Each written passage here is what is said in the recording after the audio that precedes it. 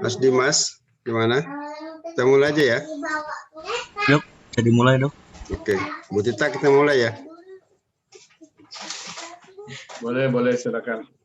Baik, terima kasih. Assalamualaikum warahmatullahi wabarakatuh. Waalaikumsalam warahmatullahi wabarakatuh. Alhamdulillahirrabbilalamin. Wassalatu wassalamu ala asyrafil anbiya wal mursalin wa ala alihi washabihi ajmain. Alhamdulillah, Bapak Ibu sekalian yang kami muliakan, alhamdulillah kita bersyukur pada Allah SWT pada hari ini dalam keadaan sehat walafiat, dan kita doakan agar kawan-kawan kita yang dalam keadaan sakit Allah berikan kesehatan, Allah angkat penyakitnya, semoga bisa kembali sehat bersama kita.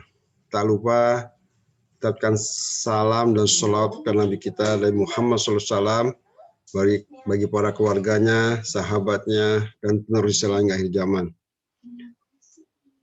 Marilah kita mulai kajian kita ini membaca basmalah. Bismillahirrahmanirrahim. Bersama kita sudah hadir Ustadz kita, Ustadz Aus Hidayat Nur. Beliau Ustadz kita juga selama ini di Rumah Sakit Al Fauzan.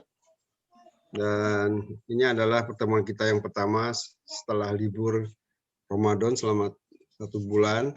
Semoga kita masih tetap semangat seperti yang dahulu kala.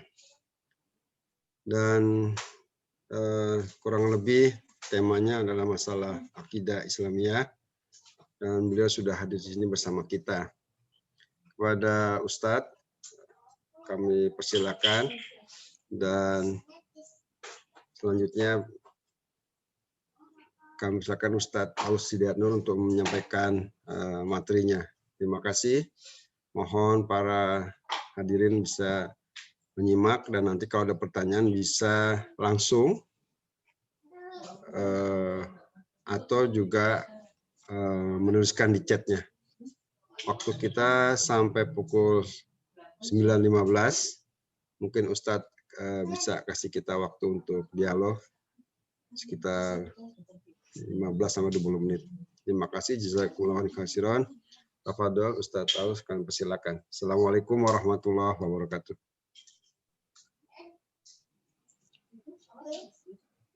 Bismillahirrahmanirrahim. Assalamualaikum warahmatullahi wabarakatuh. Waalaikumsalam warahmatullahi wabarakatuh.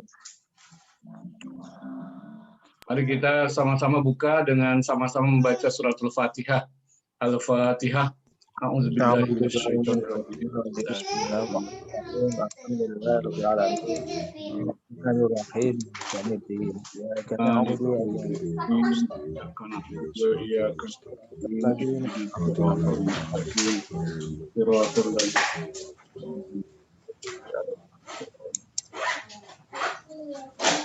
Alhamdulillah, alhamdulillahilladzi hadana li hadza wa ma kunna linahtadiya laula an hadanallah.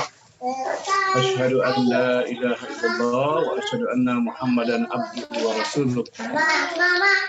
Allahumma shalli ala sayyidina Muhammadin wa ala alihi wa sahbihi ajma'in. Qala ta'ala fi kitabihil karim, a'udzu billahi as-sami'il 'alim minasy syaithanir rajim. Alif Lam Mim. Zalikal kitabu la raiba fihi hudal lil muttaqin. Alladzina yu'minuna bil ghaibi wa yuqimuna as-salata wa mimma razaqnahum yunfiqun. Ulaika 'ala hudan min rabbihim wa ulaika humul muflihun. Dr. Bas, mungkin bisa di mute yang lain untuk biar saya saja.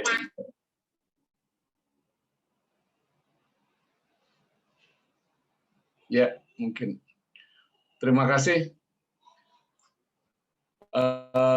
Kepada saya diberikan tema tentang akidah Islamiyah. Akidah ini adalah sesuatu yang mendasar di dalam ajaran agama, yang boleh dikatakan menjadi pokok dari ajaran agama, menjadi inti dari agama kita al-Islam. Akidah itu dari kata aqada yuqidu, aqidatan, artinya ikatan. Ya, di dalam Al-Qur'an itu ada surat Al-Falaq. Ya, di situ disebutkan uqud. Uqud itu adalah buhul atau tali yang mengikat sesuatu sehingga menjadi kokoh. Ya, itu dari kata itulah sama. Aqada yuqidu aqidatan. Akidah itu seperti itu. Tapi akidah itu juga berarti al-iman, keimanan. Ya, al-iman yang di dalam agama kita menjadi basic dari keseluruhan agama kita. Ya. Iman dan amal soleh. Iman itu amal yang bersifat batin, dan amal soleh amal yang bersifat lahir, yang bisa dilihat oleh orang lain. Nah, para peserta sekalian, yang membuat kita memiliki akidah yang kokoh dan kuat adalah wahyu Allah Subhanahu wa Ta'ala, yaitu Kitabullah Al-Quranul Karim. Jadi, kalau kita berbicara akidah, kita hendaknya berakidah dengan dasar-dasar Al-Quran dan Sunnah Nabi Muhammad SAW. Jangan mengambil dari dasar logika. Kalau dulu orang berbicara akidah dengan dasar logika, ya, maka sebetulnya itu kalau kita melihat kepada kehidupan Rasulullah dan para sahabatnya, ternyata mereka berakidah langsung dari sumbernya yang asli, yaitu Kitabullah Al-Quranul Karim. Oleh karena itu, ketika Suratul Baqarah kita akan buka, maka di awal-awal Allah Subhanahu wa Ta'ala sudah mengajarkan kepada kita tentang akidah. Ya. Makanya tadi saya bacakan Suratul Baqarah ayat 1 sampai 5 ya. Di mana ayat 1 sampai 2, ayat 3 dan 4 itu membimbing umat Islam ini untuk memiliki akidah yang kokoh dan kuat. Coba kita perhatikan firman Allah, A'udzubillahi minasyaitonirrajim. Alif Lam Mim. Zalikal kitabu la raiba fihi hudal lil muttaqin. Alif Lam Mim, kitab Al-Qur'an ini tidak ada keraguan padanya, petunjuk bagi mereka yang bertakwa. Maksudnya bahwa Kitabullah Al-Quran merupakan petunjuk bagi mereka yang memiliki keyakinan yang kokoh dan kuat dan hidup dengan keyakinannya itu. Ya. Nah, kalau kita perhatikan secara ilmu tafsir, ini dimulai dengan huruf-huruf yang agak unik ya. Alif Lam Mim. Al-Quran itu disusun dengan huruf-huruf hijaiyah. Huruf hijaiyah itu adalah, kalau di bahasa Indonesia adalah abjad, ya. Tapi huruf hijaiyah ada abjad bahasa Arab, dan itu sampai sekarang masih digunakan. Alif, ba, ta, sa, ja, ha, kha, dan seterusnya. Ya, digunakan oleh manusia. Namun apa susunan yang ada di dalam Al-Quran itu adalah kalamullah. Dia adalah kalimat-kalimat Allah, kata-kata Allah yang agung dan mulia. Jadi dia tidak sama dengan kata-kata manusia. Al-Quran itu adalah kitab yang tua, Kitabul Khalid. Ya, kitab yang sudah sangat tua. Namun dia abadi. Dan kandungannya selalu baru. Dia bimbingan Allah Subhanahu wa Ta'ala. Maknanya sesuai dengan tuntutan dan keperluan zaman. Dari satu generasi ke generasi yang lain, dari satu waktu ke waktu yang lain sampai hari akhir nanti. Ini dijamin karena dia adalah wahyu Allah yang merupakan pemberian yang utama dari Allah kepada manusia, yaitu hamba-hambanya. Nah, demikianlah Kitabullah Al-Quran itu. Ya. Nah, dia tidak boleh diragukan sebagai sumber dari aturan keyakinan kita, aturan keimanan kita, aturan kehidupan kita. Ya, maka dikatakan situ la raiba fi hudal lil muttaqin. Tidak ada keraguan padanya, ya, sebagai petunjuk bagi hamba-hamba Allah yang bertakwa. Hakikat dari Alif Lam Mim yang di awal ini dan huruf-huruf lain yang serupa di dalam Quran, ada Alif Lam Ra, ada Kaf Ha Ya Ain Sad, ada Qaf saja, ada Shad saja, ya. Yang lain yang mirip-mirip dengan itu semua sesungguhnya hanya Allah Subhanahu wa Ta'ala yang tahu. Ya, memang ada sih penafsir yang mengatakan alif itu potongan dari Allah, lam Jibril, mim Muhammad. Ya. Tapi itu sebetulnya belum tentu tepat begitu, karena tidak ada keterangan juga yang jelas dari Nabi Muhammad SAW tentang hal itu. Oleh karena itu kita cukup mengimani. Artinya apa? Al-Quran itu diawali dengan hal-hal yang memang harus kita imani. Tidak bisa diakal-akalin begitu. Harus diterima dengan membenarkan, meyakini kebenarannya tanpa meragukan sedikit pun. Ya. Karena itu pada permulaan surat Baqarah ini adalah siapkan iman terhadap ayat yang semacam ini dan ayat-ayat pada umumnya yang ada di dalam kitabullah Al-Quran. Ya.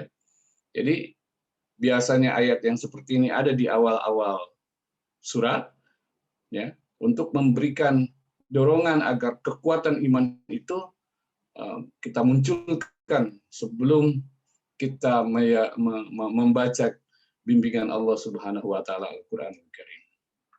Ya. Di dalam surat Ali Imran ayat 7, ya, di dalam surat Ali Imran ayat 7 Allah Subhanahu wa taala mengatakan Walladzi anzala 'alaikal kitaba minhu ayatum muhkamatun hunna ummul kitabi wa ukharu mutasyabihat. Dia Allah menurunkan kitab Al-Qur'an kepadamu, ya. Anzala 'alaikal kitab. Di antara isinya ada ayat-ayat yang muhkam. Itulah pokok-pokok isi Al-Qur'an, dan yang lain adalah ayat-ayat yang mutasyabih. Ya, surat Al-Imran ayat 7. Ini sepotong saya baca. Di sini tergambar bahwa alif lam mim itu termasuk kepada ayat yang mutasyabih. Ya, tapi pada kalimat berikutnya kitab Al-Qur'an itu tidak ada keraguan padanya, itu adalah ayat yang muhkam, yang jelas. Ya, dari situ kita sudah paham bahwa tidak boleh meragukan Al-Qur'an. Ya, bahwa Al-Qur'an adalah petunjuk bagi orang-orang yang bertakwa kepada Allah. Selanjutnya, ayat ini bisa kita tafsirkan dengan ayat lain. Ya, ayat 1 dari suratul Baqarah ini. Yaitu firman Allah di dalam surat Sajdah ayat 1 dan 2. Alif Lam Mim tanzilul kitabi la raiba fihi mir rabbil alamin. Alif Lam Mim, turunnya Al-Qur'an yang tidak ada keraguan padanya adalah dari Allah Subhanahu wa taala, Rabbul Alamin. Rabb, Tuhan semesta alam. Jadi surat Sajdah ayat 1-2 ini menyatakan, ya, dengan hal yang mirip kalimatnya, tetapi pengertiannya adalah tidak perlu ragu sama sekali. Tanzilul kitab bila raiba fi. Jadi, ya, kalau tadi digunakan zalikal kitab, kalau di sini langsung tanzilul kitab untuk menunjukkan bahwa Al-Qur'an itu memang sudah diturunkan dari Allah Subhanahu wa taala. Ya. Di dalam surat di dalam surat Al-Waqiah, ya, tanzilum mir rabbil alamin. Jadi jelas sekali dalam surat Al-Waqiah itu bahwa Al-Qur'an, ya, diturunkan dari Allah Subhanahu wa taala. Ya, di dalam ayat lain disebutkan wa ma tanazzalat alaihi syayatin. Tidaklah Al-Qur'an itu diturunkan oleh setan-setan. Jadi dia bukan ide-ide yang datang dari lamunan atau bisikan-bisikan yang diperoleh oleh Nabi Muhammad SAW, tapi dia adalah wahyu Allah, ya. Dan disebut wahyu karena dia memang lebih tinggi tingkatannya daripada ilham. Ilham itu dapat diperoleh oleh setiap manusia, tetapi kalau wahyu itu hanya para nabi Allah Subhanahu wa taala yang peroleh. Ya. Maka tidak boleh diragukan lagi, sumber dari Al-Quran adalah Allah Subhanahu wa taala yang Maha Agung, pencipta alam semesta, sebagai wahyu yang diturunkan kepada nabinya Muhammad sallallahu alaihi wasallam. Ya. Di dalam kelanjutannya di surat As-Sajdah ayat 3 Allah mengatakan am yaquluna iftarah bal huwal haqqu mir rabbika litunzira qauman ma atahum min nazirin min qablika la'allahum yahtadun. Tapi orang-orang kafir itu mengatakan, ya, iftarah, dia Muhammad mengada-ngadakan. Ya. Kemudian Allah Subhanahu wa taala membantah. Sebenarnya Al-Qur'an itu adalah kebenaran yang datang dari Allah, dari Tuhan, agar kamu memberi peringatan kepada kaum yang belum datang kepada mereka, orang yang beri peringatan sebelum kamu. Mudah-mudahan mereka mendapat petunjuk. Surat Sajdah ayat 3.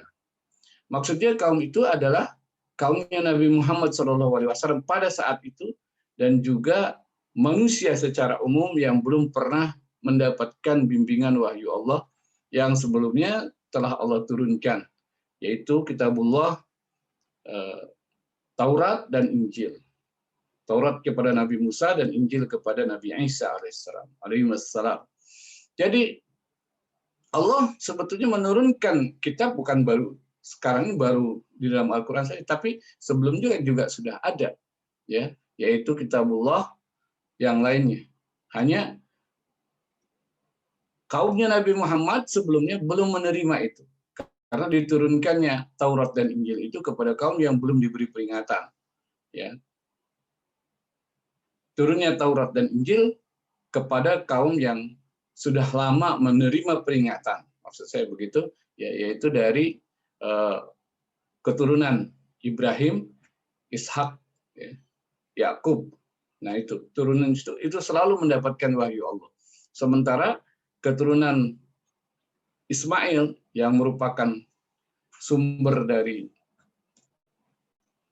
sukunya Nabi Muhammad SAW itu memang belum pernah diberi peringatan kecuali pada masa Nabi Ibrahim dan Nabi Ismail. Ya. Jadi sangat jauh dari mereka yang belum. Jadi di sini disebutkan kaum yang belum diberi peringatan. Ya. Nah, mudah-mudahan mereka mendapat petunjuk supaya mereka bisa menjalankan agama ini dengan benar dan membimbing manusia ke jalan Allah Subhanahu wa taala. Nah, di dalam ayat tadi, ayat 2 tadi disebutkan, ya, hudan lil muttaqin. Maka sebetulnya itu maksudnya adalah fungsi Al-Qur'an. Fungsi Al-Qur'an yang utama adalah petunjuk atau hidayah bagi orang-orang yang bertakwa, yang tidak perlu lagi diragukan kebenarannya, tidak bisa disangsikan isi kandungannya, wajib diterima dengan membenarkan dan yakin. Al-Quran juga penerang bagi manusia dan pembeda antara yang hak dengan yang batil. Kalau kita lihat ayat yang sangat populer di masa bulan Ramadan kemarin, Syahrul Ramadan alladzi unzila fihil Qur'an hudan linnas wa bayyinatin minal huda wal furqan. Bulan Ramadan, bulan yang di dalamnya diturunkan Al-Quran sebagai petunjuk bagi manusia dan penjelasan-penjelasan mengenai petunjuk itu, dan pembeda antara yang hak dengan yang batil. Jadi penjelasan dari Allah bahwa fungsi Quran itu, ya, ada beberapa. Ada sebagai petunjuk, ada sebagai keterangan, dan juga sebagai furqan, pembeda. Ya. Petunjuk bagi manusia, karena memang banyak manusia yang bisa mengambil manfaat dari Al-Quran. Bahkan orang-orang di luar Islam pun mereka bisa mengambil manfaat. Ya.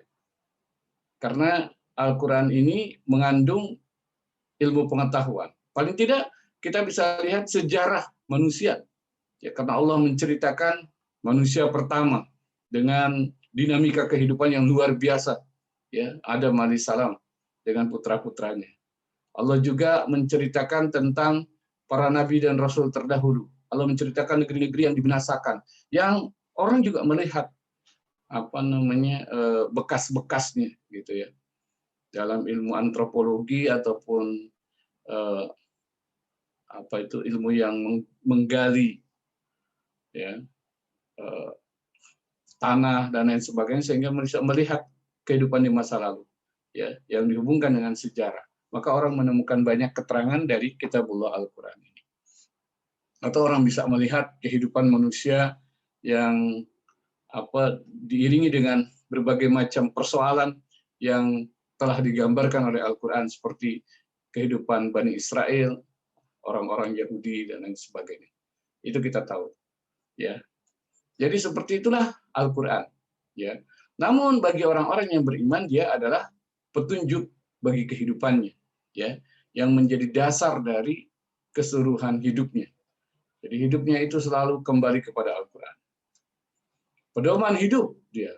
Sebagai pedoman hidup, dia tidak tertandingi dalam hal isi kandungannya, hikmah dan kebijaksanaannya, bahkan dalam tampilan dan manfaatnya bagi manusia.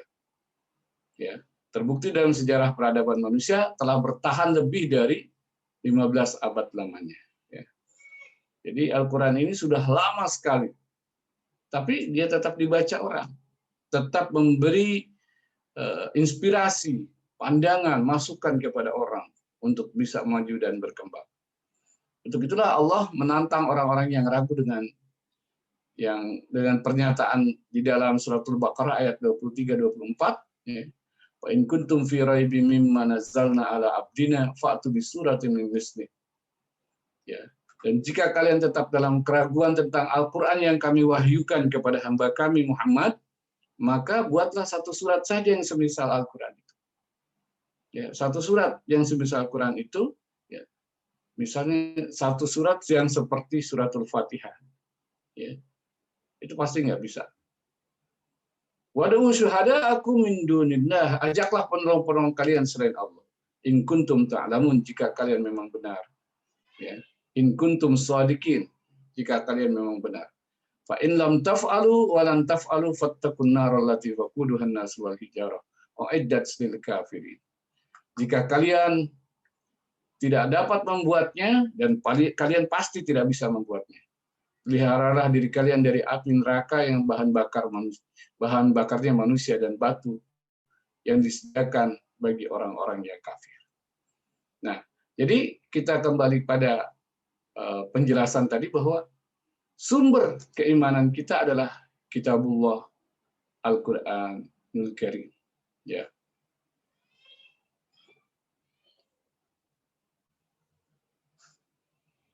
Nah, pada kelanjutan ayatnya, pada ayat 3 ya, surat Baqarah ayat 3, ya, dijelaskan nanti iman adalah amal batin yang dibuktikan, yang wajib dibuktikan dalam bentuk zahir.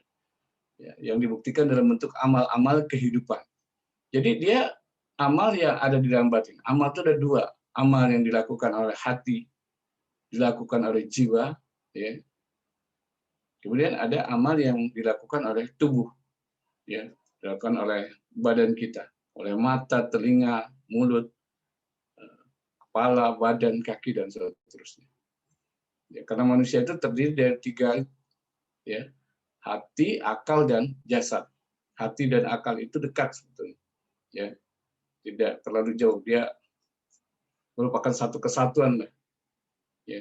Sedangkan tubuh itu adalah fisiknya. Ya, kalau di dalam lagu Indonesia Raya itu ada bangunlah jiwanya, bangunlah badannya. Ya, artinya manusia itu terdiri daripada ruh dan jasad. Gitu.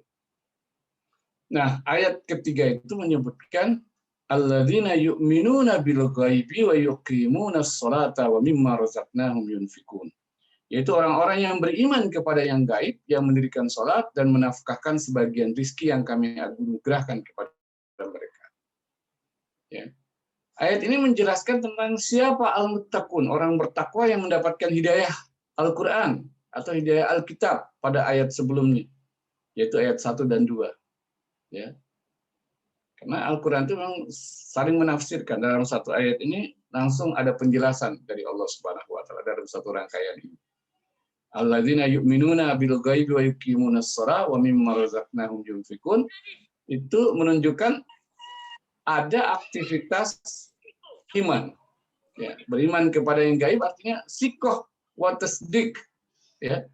Percaya dan membenarkan terhadap adanya hal-hal yang di luar nalar jangkauan panca indera atau akal. Yang disebut gaib itu adalah sesuatu yang sedang tidak berada di hadapan kita, ya. Tetapi sebetulnya dia ada.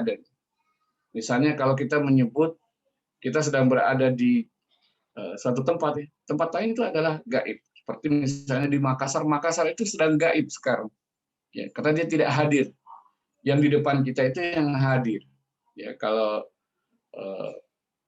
Bapak Ibu sekalian di satu ruangan saat sekarang ini, ya, yang di depan ini adalah syahadah namanya, nyata, real atau hadir. Tetapi yang di belakang yang tidak kelihatan itu disebut dengan gaib. Makanya di dalam absensi, kalau anak sekolah di Arab itu dia datang, dia bilang hadir Ustaz, saya datang Ustaz, ya. Tapi Ahmad kemana? Ahmad gaib. Ahmad gaib artinya tidak datang, tidak ada. tidak di depan kita, tapi dia ada. Gitu. Beriman kepada yang gaib adalah beriman kepada sesuatu yang ada, tetapi tidak bisa dilihat oleh mata, tidak bisa didengar oleh telinga, atau dirasakan langsung pada saat itu. Ya, banyak dalam kehidupan ini hal-hal yang gaib, dan ini bisa diterangkan, dijelaskan, ya, secara akliyah dengan ilmiah, ya. Kan ini adalah sesuatu yang memang benar adanya. Ya. Apabila kita mendapatkan berita tentang hal itu. Kayak orang menceritakan tentang kota yang pernah dikunjunginya kepada kita, tentu kita percaya kepada dia. Ya. Dan memang nanti terbukti dengan adanya gambar-gambar, foto-foto, dan lain sebagainya. Ya. Demikian juga dengan hal-hal gaib berupa alam akhirat yang Allah Subhanahu wa Ta'ala ceritakan melalui kitab Al-Quran.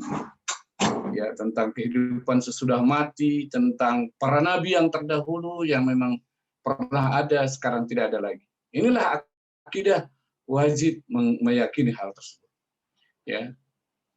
Tidak sampai di situ saja, ya, harus dibuktikan dengan perbuatan dan kesiapan untuk berbagi, kesiapan untuk mengorbankan sesuatu sesuai petunjuk Allah.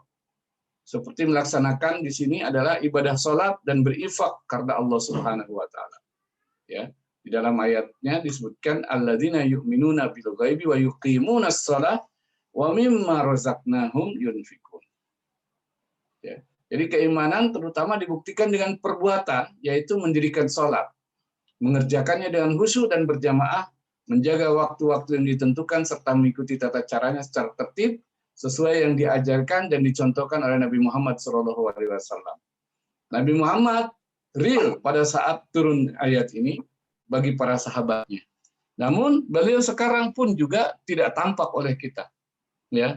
Namun tetap ada sunnah Nabi SAW melalui hadis-hadis beliau yang bisa kita baca, ya. Dan itu semua bertumpu kepada kitabullah Al-Quran. Nah, salat itu menghubungkan kita dengan yang gaib itu, dengan Allah Subhanahu wa Ta'ala secara rutin dengan cara yang telah ditentukan oleh Allah Subhanahu wa Ta'ala, ya, melalui Rasulnya Muhammad SAW. Maka dengan pencipta yang maha agung dan maha mulia di dalam Islam, tidak ada halangan kita untuk berkomunikasi karena adanya sholat, ya. Di dalam surat Al-Mu'min ayat 1-2, qad la'aflahal mu'minun alladzina hum fi salatihim khashi'un. Sesungguhnya beruntunglah orang yang beriman itu, yaitu orang-orang yang khusyuk di dalam salatnya. Kenapa mereka beruntung?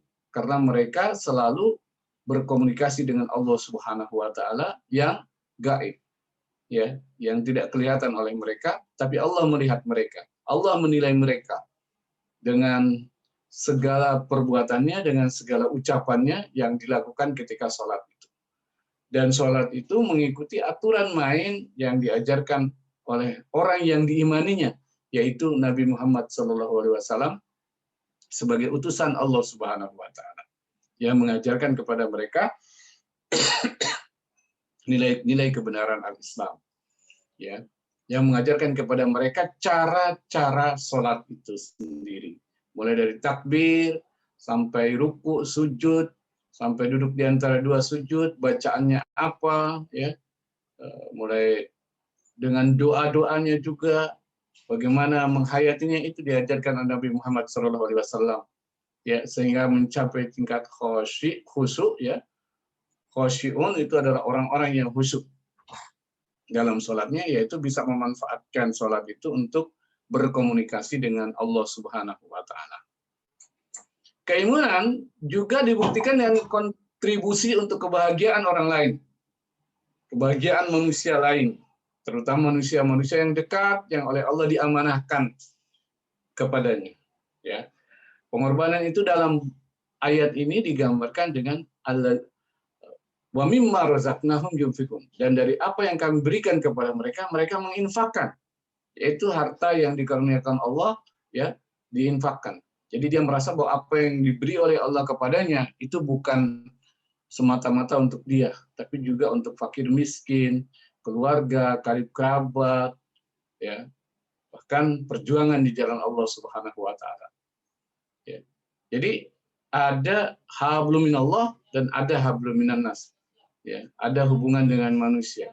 Maka keimanan itu tidak lengkap tanpa adanya kontribusi untuk manusia, ya, untuk mewujudkan agama Allah Subhanahu wa taala di muka bumi ini.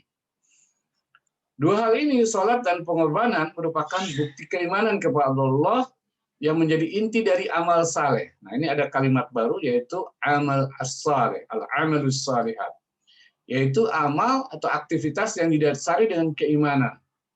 Ya, disebut dengan amal saleh karena dia adalah amal yang memberi manfaat kepada orang lain. Ya. Ibnu Jarir mengatakan yang lebih utama bila mereka mengabarkan keimanan terhadap masalah yang gaib secara ucapan, keyakinan, perbuatan. Dan ada kalanya takut kepada Allah termasuk ke dalam pengertian iman yang intinya ialah membenarkan ucapan dengan perbuatan. Jadi iman itu bukan hanya ucapan, tapi dibenarkan dengan perbuatan. Dalam hal ini adalah amal-amal yang saleh itu. Secara umum, Al-Quran menyebutnya amal saleh, dan itu sering diulang. Seperti dalam surat At-Tin, atau di surat Al-Asr. Lilladzina amanu wa aminus salihat, wa tawassaw bil haqq, wa tawassaw bil haqq, wa tawassaw bis sabr. Kecuali orang-orang yang beriman, dia tidak akan rugi. Ya, hanya orang yang beriman dan beramal saleh tidak akan rugi. Ya. Dengan syarat mereka juga saling nasihat-nasihati di antara sesama mereka, dan mereka untuk tetap berada dalam kebenaran, dan nasihat-nasihati untuk sabar di dalam menjalankan agama Allah. Demikian juga ya di dalam surat At-Tin, Allah Subhanahu wa taala di dalam ayat ini malah menyebutkan falahum ajrun ghairu mamnun. Maka bagi mereka ajar, pahala yang tidak ada putus-putusnya. Karena Allah memberi ganjaran terhadap amal batin tadi, ya. Amal batin yaitu iman tadi. Oleh karena itu, iman adalah suatu istilah yang mencakup pengertian iman kepada Allah, kitab-kitabnya, malaikat, rasul-rasulnya, hari akhirat, qada dan qadar. Kita lihat bagian ini semua adalah yang kita sebut dengan gaib itu, ya. Tapi ada satu yang selalu tidak gaib, yaitu kitabullah Al-Quran itu sendiri. Ya. Dia yang memberitakan yang gaib, tetapi dia sendiri dapat diraba, dapat dirasakan oleh kita. Ya. Allah, malaikat, rasul, hari akhirat, qada dan qadar, itu mungkin tidak dapat dijangkau oleh pikiran kita. Tapi kitabullah Al-Quran, dia langsung dapat dirasakan. Makanya disebutkan, ya, Quran inilah yang membimbing keimanan itu. Ya. Di antara manusia atau di antara mereka ada yang menafsirkan iman kepada yang gaib dengan makna takut kepada Allah. Ya. Alladzina yu'minuna bil ghaib bersama yahsyauna rabbahum bil ghaib. Dihubungkan dengan ayat yahsyauna rabbahum bil ghaib, yaitu di dalam surat Al-Mulk. Ya. Innal ladzina yahsyauna rabbahum bil ghaib lahum maghfiratun wa ajrun karim. Wa lahum maghfiratun wa ajrun kabir. Sesungguhnya orang-orang yang beriman kepada Rabb mereka, padahal mereka tidak melihatnya, ya, maka baginya adalah ampunan dan pahala yang besar. Ya. Ada lagi ayat lain, itu di dalam surat Al-Anbiya ayat 49. Ada di dalam surat Al-Mulk juga. Ya. Kemudian ada di dalam surat Kaf ayat 33, man khasyar rahmana bil ghaib wa jaa'a biqalbin munib. Orang beriman itu adalah orang yang takut kepada Rabb mereka yang Maha Pemurah, sedang dia tidak kelihatan olehnya. Ya. Khasyar rahmana bil ghaib. Dia takut kepada Allah, padahal Allah itu tidak dia lihat. Dan dia datang kepada Allah itu dengan hati yang bertaubat. Jadi hatinya selalu kembali kepada Allah Subhanahu wa taala. Al-khasyah atau takut kepada Allah merupakan paduan dari iman dan ilmu. Ya, paduan dari iman dan ilmu. Jadi orang bisa takut itu karena tahu bahwa ada kelemahan dirinya, bahwa begitu besarnya Allah, bahwa begitu mulianya Allah Subhanahu wa taala. Sehingga dia sadar bahwa dirinya lemah dan harus bersandar kepada Allah. Ya, dia takut kepada Allah. Seperti dalam ayat innama yakhsyallah min ibadihil ulama. Innama yakhsyallah min ibadihil ulama. Sesungguhnya orang yang takut kepada Allah di antara hamba-hambanya Allah itu hanyalah para ulama. Surat Fatir ayat 28. Maksudnya ya, dengan pengetahuan itulah kita bisa takut kepada Allah Subhanahu wa taala. Ya. Jadi orang yang bodoh yang tidak mengerti tentang keagungan dan kemuliaan Allah, ya dia berani terhadap Allah. Dia menentang agama Allah. Ya. Karena dia tidak diberi hidayah untuk mengikuti keimanan itu. Dan iman itu adalah rasa takut dan pengetahuan. Ya. Iman dan ilmu, ya. Paduan iman dan ilmu itu adalah khasyah. Sebagian ulama mengatakan bahwa mereka beriman kepada yang gaib atau tidak kelihatan sebagaimana mereka beriman kepada yang kelihatan. Artinya mereka tidak bedakan antara yang terlihat oleh hati oleh matanya dengan yang terlihat oleh hatinya. Ya. Karena hati itu juga memiliki ya basirah, pandangan tersendiri. Ya. Dengan demikian, perilaku mereka terpelihara ya, dari dosa. Kalaupun dia berdosa, ya, dia kembali segera ke jalan Allah. Dan terjaga karena mereka takut melakukan pelanggaran terhadap syariat, ya, terhadap aturan-aturan Allah Subhanahu wa taala.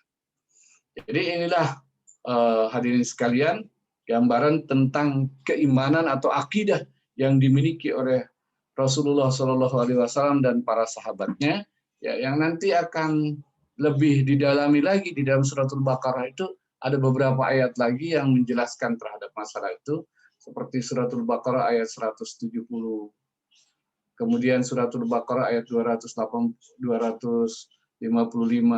kemudian suratul Baqarah ayat 285, 286. Ya. Kesemuanya menggambarkan tentang bagaimana keimanan yang dimiliki oleh Rasulullah SAW dan para sahabatnya. Demikian tentang akidah yang bisa kita sampaikan pada kesempatan malam ini. Silahkan barangkali ada yang ingin ditanyakan atau ingin didiskusikan. Saya juga bisa menerima masukan dari teman-teman sekalian. Mudah-mudahan apa yang saya sampaikan ini bermanfaat. Wabillahi taufiq wal hidayah. Wa'afu minkum wa asyhadu bi anna muslimun.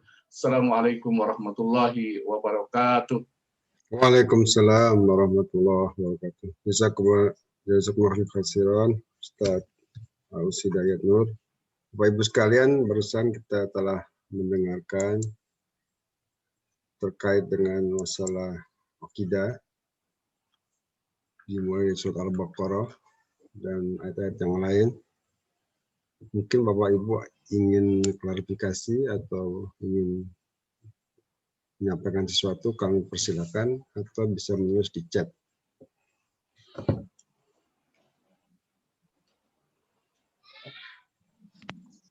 Boleh juga langsung kalau ada yang ingin langsung bertanya.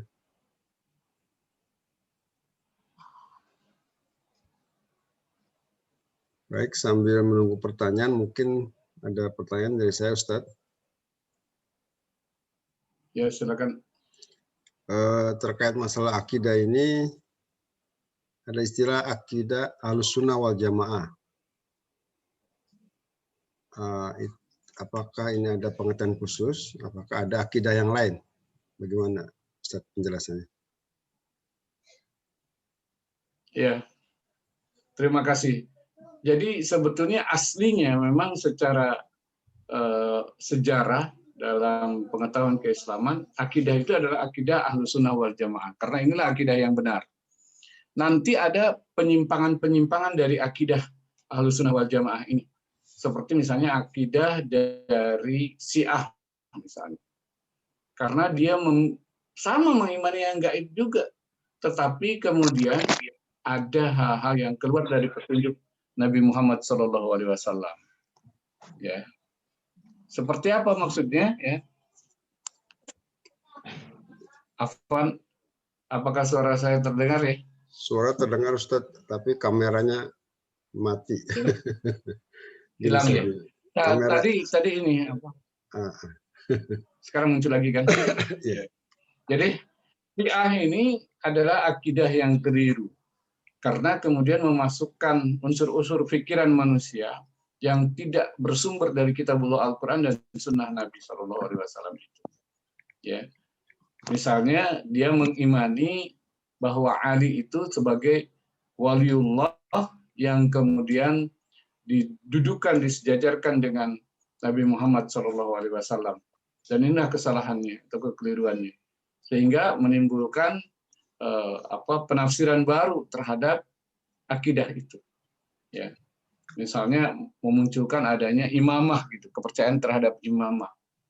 Nah, yang seperti berlaku di Iran atau di Irak, sebagian negara-negara Islam lainnya. Ya, nah itu adalah akidah yang keliru. Ya, jadi dia keluar dari akidah Ahlussunnah wal Jamaah. Pembahasan seperti itu ada di dalam ilmu akidah, tetapi ya hal tersebut tidaklah terlalu penting bagi kita untuk kita bahas sebetulnya. Hanya mungkin untuk menjaga imunitas akidah kita, suatu ketika perlu kita bahas juga ya. Tapi secara umum ketika seseorang itu terus menjalankan keimanannya kepada kitabullah Al-Quran, kepada Rasulullah, kepada Al-Quran, ya itu sudah tepat. Ketika seseorang sudah beriman dengan Al-Quran dan sunnah Nabi, ya sudah kuat dia, tanpa harus mempelajari tentang terjadinya sejarah hal itu. Ya, tapi untuk pendalaman di dalam ilmu pengetahuan akidah, ilmu akidah itu memang itu diperlukan untuk mengetahui apa bedanya misalnya dengan akidah Ahlussunnah wal Jamaah, Syiah itu seperti apa, bagaimana sejarahnya dan seterusnya. Itu ada kaitannya semua dengan masalah politik dan kejadian yang berlangsung pada masa para sahabat Nabi waktu itu, sehingga menimbulkan persoalan-persoalan yang sebetulnya tidak nyaman bagi kaum muslimin sendiri untuk dibicarakan. Itu barangkali untuk sementara jawabannya. Nanti suatu ketika kita bisa mempelajari tentang akidah Syiah itu seperti apa. Terima kasih. Baik, terima kasih Ustadz Aus Hidayat. Ini ada chat dari Pak Sony Suwandono dari Bandung nih. Beliau bertanya, apakah orang-orang yang mengatakan Islam Nusantara itu terganggu akidahnya? Bagaimana Ustadz? Ya, jadi ada hal yang terkait dengan masalah cara pandang orang yang melihat sesuatu itu selalu dari pendekatan nasional. Ya, sebetulnya kan ini karena semangat untuk menunjukkan bahwa kita punya sesuatu juga, artinya bangsa ini punya sesuatu untuk ditampilkan ke tengah-tengah masyarakat dunia. Ya, tapi dengan melupakan bahwa sebetulnya hidayah Allah itu sudah cukup yang datang dari Allah dan Rasul-Nya, dari Al-Quran dan Sunnah Nabi-Nya SAW. Ya. Adapun yang disebut sebagai Nusantara itu adalah suatu hasil adat, kebiasaan, atau yang kita sebut dengan kebudayaan orang-orang Indonesia yang ingin dimasukkan ke situ. Misalnya dengan bacaan Quran langgam Indonesia. Cuma langgam ini kan datang setelah Islam itu sendiri sebetulnya, bukan sebelum Islam. Sehingga memang jadi keliru karena ketika dia tidak sesuai dengan kaidah-kaidah membaca Quran dalam bahasa Arab misalnya, itu akan menjadi keliru. Misalnya pakai macopat begitu membaca Qurannya, atau membaca Quran dengan langgam Sunda, ya dikawih, atau kalau istilah orang Jawa itu apa istilahnya? Itu kan pakai cara sendiri gitu. Nah, ketika dia baca Quran dengan cara itu kemudian tidak sesuai dengan bacaan Quran yang fasih yang diajarkan dalam bahasa Arab, maka itu menjadi keliru. Ya. Nah, ada yang berbahaya ketika itu sudah menjadi keyakinan bahwa bangsanya sendiri yang lebih hebat dari agama Islam. Ya. Seperti ada istilah pilih Pancasila atau Al-Quran. Ya. Itu pertanyaannya salah. Karena dia tidak apple to apple. Al-Quran dan Sunnah Rasulullah SAW dan agama Islam ini adalah sumber, ya, dari Pancasila itu sendiri. Ya. Jadi begini, kalau kita perhatikan di dalam sejarah pembentukan Pancasila itu pertama kali disampaikan oleh Bung Karno pada tanggal 1 Juni tahun 1945, itu sila pertama itu adalah kebangsaan. Sila kedua internasionalisme, sila ketiga seterusnya ya, sampai sila kelima ketuhanan. Jadi Bung Karno pada saat itu sebagai seorang muslim, dia sebetulnya ya berideologi nasionalis. Ya. Dan ini ideologi nasionalis itu ideologi yang berasal dari luar juga, bukan asli Indonesia. Beliau belajar kepada Dr. Sun Yat-sen. Ya. Beliau membaca buku-bukunya. Beliau melihat pergerakan yang ada di luar negeri. Dan beliau tertarik dengan hal itu, dengan Dr. Sun Yat-sen itu. Sehingga memunculkan ya pahamnya itu, yaitu yang pertama, sila itu mestinya kebangsaan. Nah, ketuhanan yang ada di dalam pikiran Bung Karno itu di bawah kebangsaan, gitu. Artinya ketuhanan yang mengikuti kebangsaan. Nah, sementara ya nanti para ulama memberikan koreksi terhadap pemahaman Bung Karno ini, sehingga muncullah yang disebut dengan Piagam Jakarta. Di Piagam Jakarta itulah nanti ada susunan Pancasila yang 5 itu di alinea keempat.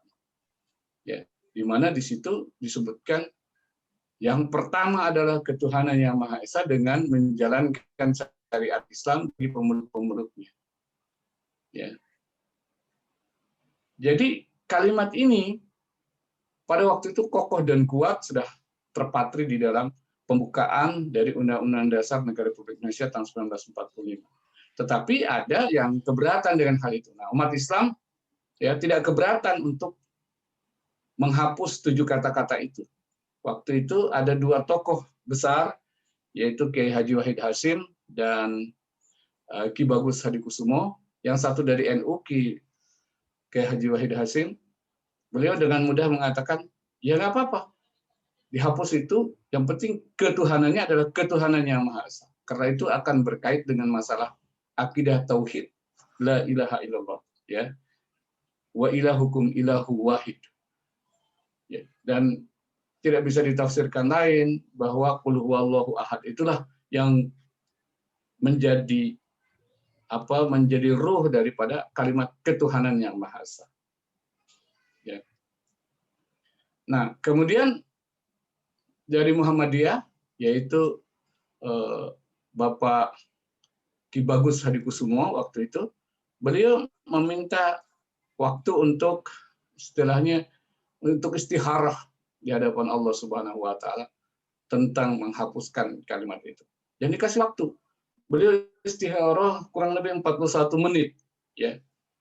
Beliau mengatakan bahwa saya sholat sampai 7 kali dan kemudian menerima ketuhanan yang Maha Esa. Tetapi tetap urutannya nomor 1. Dan inilah kesepakatan berbangsa dan bernegara kita. Ya. Artinya nomor 1 ini adalah ketuhanan yang Maha Esa yang mendasari kemanusiaan yang adil dan beradab. Ya. Kemudian persatuan Indonesia yang disebut dengan kebangsaan tadi dipindah ke nomor 3 dari Pancasila itu. Ya. Kemudian kedaulatan rakyat di Pancasila yang keempat, dan yang kelima adalah keadilan sosial bagi seluruh rakyat Indonesia.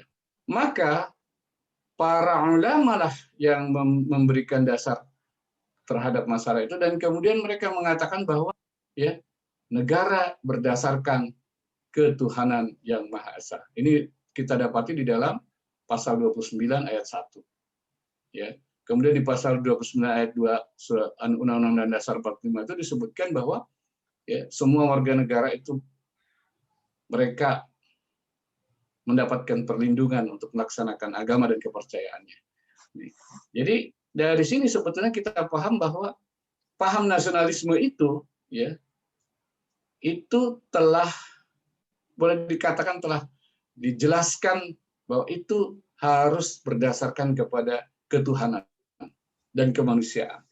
Ya, sehingga Bung Karno ya mengatakan ketika berbicara tentang masalah Palestina, ya, sepanjang bangsa Palestina belum berdaulat dengan diri mereka sendiri, dengan kedaulatan yang tidak berada pada tangan bangsa Palestina sendiri, maka ya kami Indonesia akan senantiasa menentang penjajahan Israel. Seperti itu. Karena Bung Karno itu sadar bahwa dasar daripada internasionalismenya ya sudah didasarkan kepada keimanannya kepada Allah Subhanahu wa taala. Seperti itulah gambarannya ya.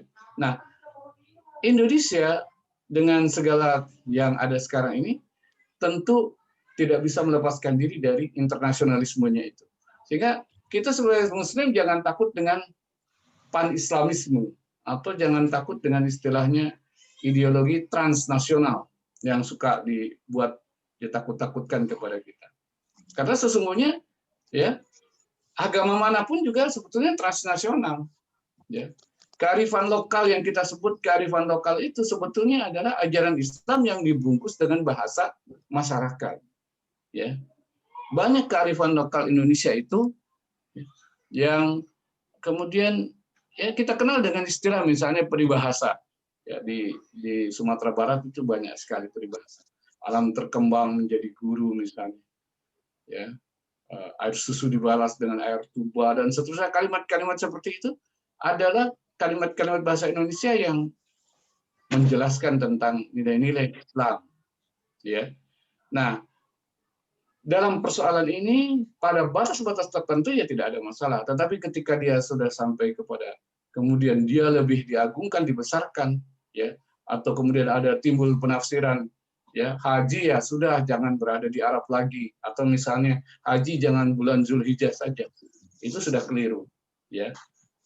Jadi orang Islam Nusantara yang seperti itu keliru karena dia telah memunculkan penafsiran-penafsiran baru yang keluar dari nilai-nilai yang memang telah ada dari agama Allah Subhanahu wa taala itu sendiri.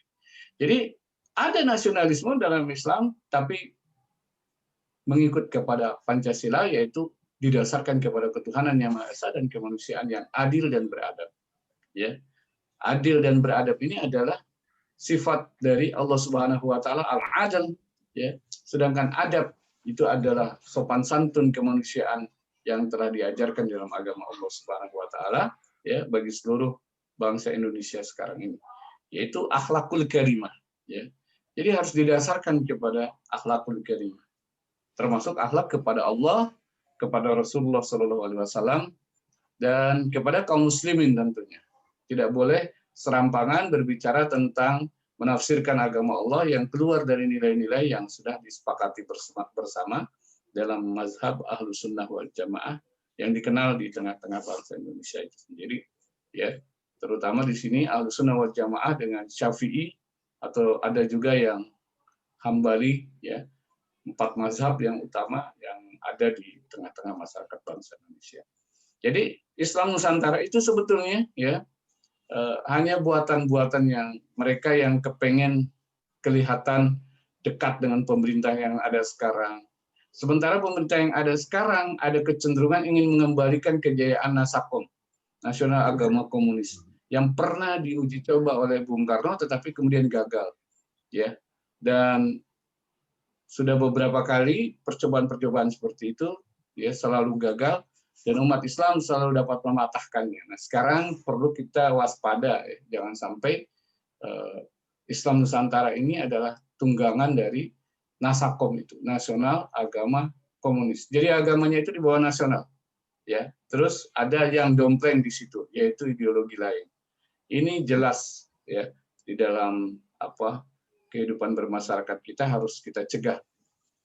Ya, dan itu sebetulnya para ulama dari awal telah menyiapkan konsep berbangsa dan bernegara Indonesia itu seperti itu.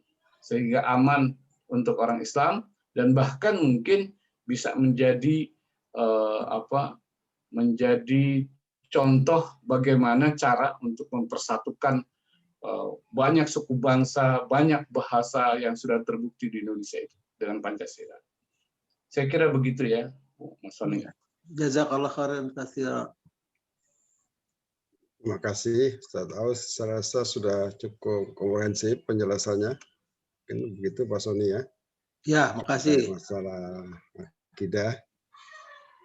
Masih ada waktu, mungkin bila ada yang ingin bertanya, kami silakan.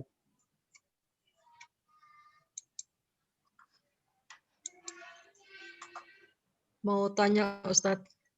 Silakan, Dr. Kuitan katanya.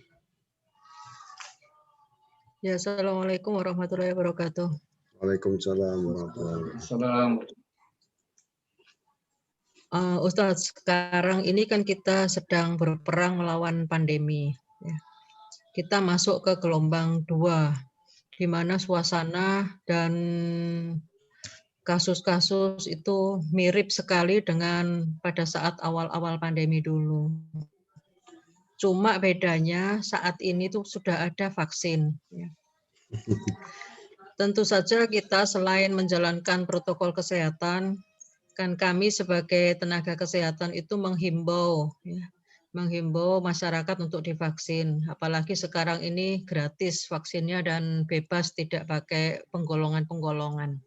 Akan tetapi masih saja ada yang berpendapat bahwa sakit atau tidak, vaksin atau tidak, kalau memang ditakdirkan sakit ya sakit, vaksin atau tidak, kalau memang ditakdirkan wafat ya wafat.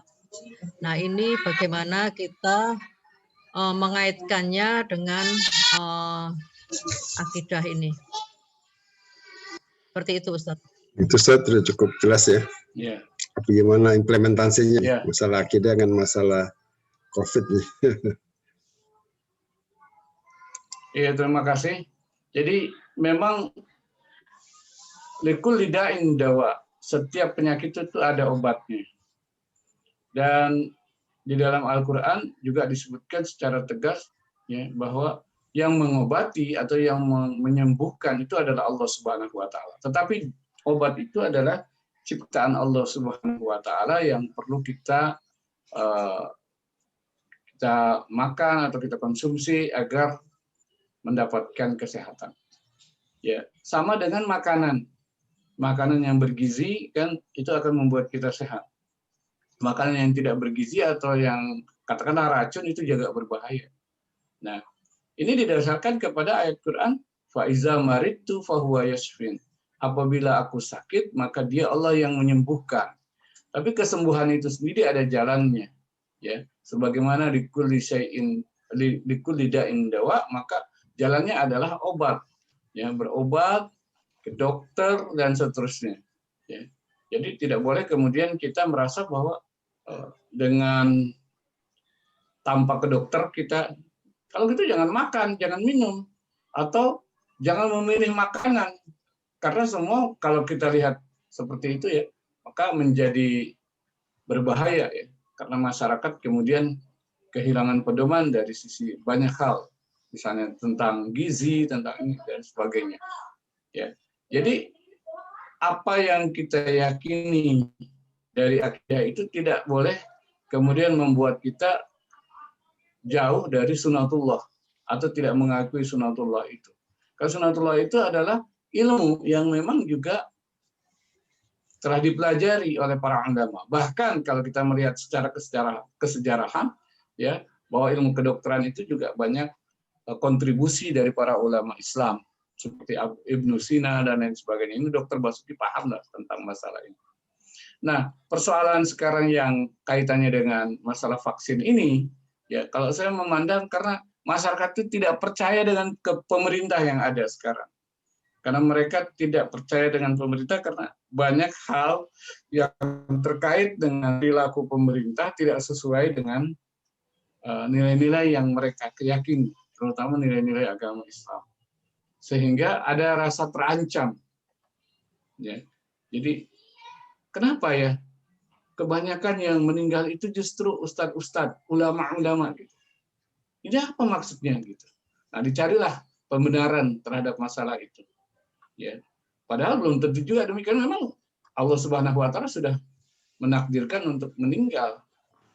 Jadi ada yang mereka yakini sebagai sebuah rekayasa global untuk merusak umat Islam atau para pemimpin umat Islam, ya. Dan karena ada kecurigaan terhadap pemerintah, maka ini menjadi keyakinan yang menyebar. Dan ini tidak baik untuk kita ikuti sebetulnya, ya.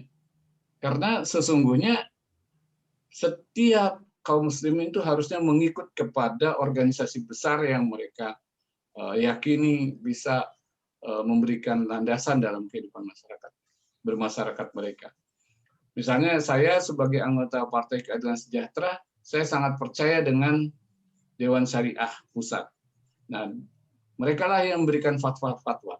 Secara umum kaum muslimin ada majelis ulama. Majelis ulama memberikan fatwa, masukan tentang masalah itu. Kalau fatwa dari majelis ulama sudah sangat jelas bahwa kita harus divaksin dan lain sebagainya, ya kita ikuti saja. Ya. Jadi pandangan-pandangan para ustadz dan lain sebagainya ini harusnya tertata rapi gitu melalui majelis ulama atau melalui lembaga-lembaga keagamaan yang diikuti oleh masyarakat, termasuk ormas-ormasnya, ya. Lembaga-lembaga ini kan banyak, ya. Ada yang lembaga politik seperti P3, PKS, PKB, ya. Ada yang lembaga ormas seperti NU, Muhammadiyah, Al-Wasliyah dan lain sebagainya. Nah, ulama-ulamanya hendaknya mereka membahas masalah ini dan kemudian memberikan fatwa-fatwa yang sesuai dengan nilai-nilai agama, yang tidak keluar dari akidah. Dan juga jangan dipengaruhi oleh unsur-unsur apa yang terkait dengan apa istilahnya rekayasa global itu, ya. Karena realnya memang ada penyakit itu, ya. Dan kita harus menghindar dari bahaya penyakit tersebut. Sehingga ya tetaplah jaga kesehatan, ya. Pakai masker, jaga jarak, tetap sering cuci tangan, jauhi kerumunan dan seterusnya, ya.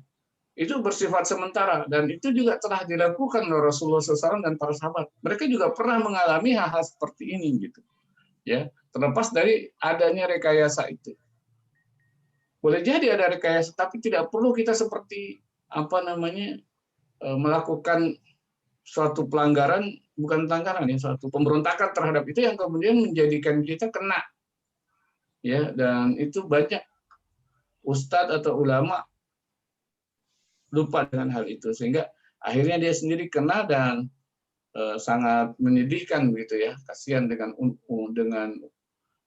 umatnya, dengan keluarganya dan sebagainya yang ditinggalkan. Jadi begitu, Bu. Mudah-mudahan penjelasan saya ini cukup, ya. Yang mungkin kalau dari sisi bagaimana sebetulnya vaksinnya itu sendiri, ya. Kemudian Pak Sony mungkin lebih paham karena beliau ahli biologi, ya, dan mengerti tentang vaksin. Di grup itu di grup SMA 8 saya lihat beliau banyak memberi penjelasan tentang masalah itu. Tentang kesehatan dan hubungannya dengan syariat, mungkin Dr. Basuki lebih paham lagi dari saya. Mudah-mudahan penjelasan ini cukup, ya. Terima kasih. Baik, terima kasih, Ustadz. Cukup menyejukkan. Jadi intinya akidah Islamnya itu tidak bertentangan dengan sunnatullah. Marilah kita melaksanakan akidah dengan benar. Nah, insya Allah juga kita bersejalan dengan masalah protokol COVID ini. Saya rasa itu intinya, Ustadz. Jazakumullahu khairan. Karena waktu sudah melewati pukul 9.15, mohon izin supaya kita tutup saja. Tapi mohon Ustadz Awas menutup dengan doa. Tafadhol, Ustadz. Tafadhol. Ya, mari sama-sama kita membaca suratul Fatihah. Al-Fatihah.